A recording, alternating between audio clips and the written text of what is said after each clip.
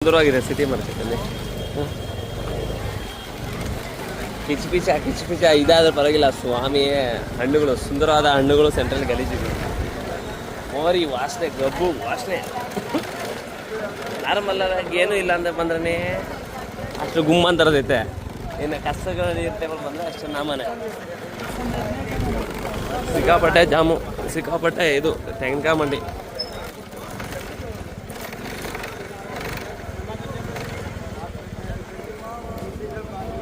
ಒಳಗೆ ಕಾಲು ಎತ್ಕೊಳಕ್ಕಾಗಲ್ಲ, white pant ಹಾಕೊಂಬಂದ್ರೆ ಡಮರ್.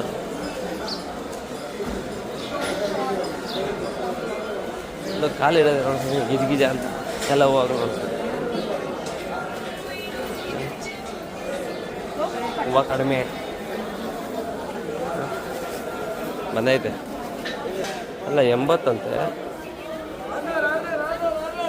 80 ಕರೆಕ್ಟಾಗಿ 20-25 ರೂಪಾಯಿ ಅಷ್ಟೇ ನಾನು ಹಾಕೋದು. ನಾನು ಕರೆಕ್ಟಾಗಿ ಅಷ್ಟಕ್ಕೆ ಹಾಕ್ಕೊಳೋದು. ಹಾಗೆ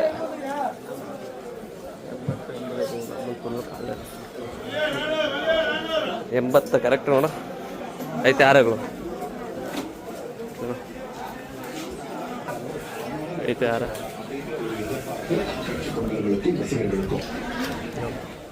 ಫ್ರೂಟ್ಸ್ ಎಲ್ಲಿದೆ ಗೊತ್ತಾ? ಅದೂ ತರಕಾರಿ ಆ ಕಡೆ ನೋಡಿ. ಈ ಕಡೆ ಬಂದಿದ ತಕ್ಷಣ ಆ ಕಡೆ ಆಪೋಸಿಷನ್, ಈ ಕಡೆ ನೋಡಿ ತರಕಾರಿ. ಇದು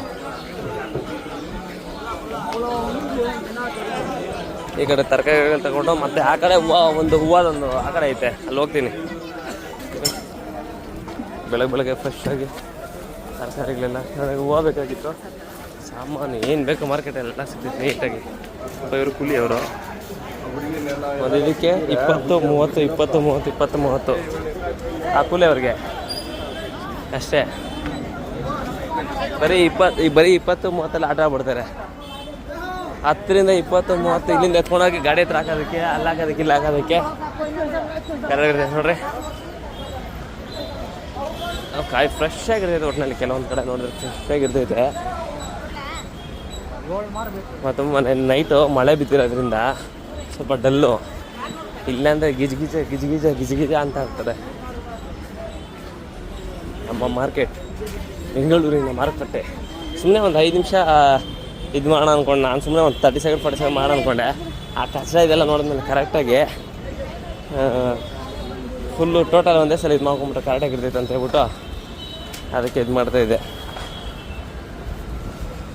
ಇವಾಗ ಕರೆಕ್ಟಾಗಿ ಇಲ್ಲಿಂದ ಹೂವು ತಗೊಂಡು ಹೋದರೆ, ಹೂವು ತಗೊಂಡು ಮತ್ತು ತರಕಾರಿ ಒಂದು ಸ್ವಲ್ಪ ತಗೊಂಡು, ಹೂವು ತರಕಾರಿ ಮತ್ತು ನಾನು ತೆಂಗಿನಕಾಯಿ ತೊಗೊಂಡಿದ್ದೀನಿ ಮದುವೆಗೆ. ಕಾಯಿ ಒಂದು 500 ಕಾಯಿ ಎಲ್ಲ ತಗೊಂಡು ಅದು ಹೋಗ್ತಾ ಇರೋದು ಅಷ್ಟೇ.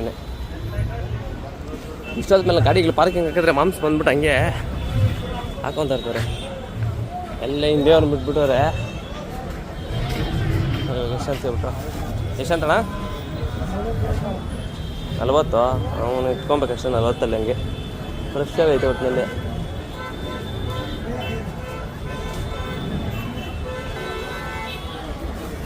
ನಲ್ವತ್ತಂತೆ. ಅದನ್ನು 20-25 ರೂಪಾಯಿ ಅಷ್ಟೇ. ಓ 50 ರೂಪಾಯಿ ಕೊಡ್ತೀನಿ.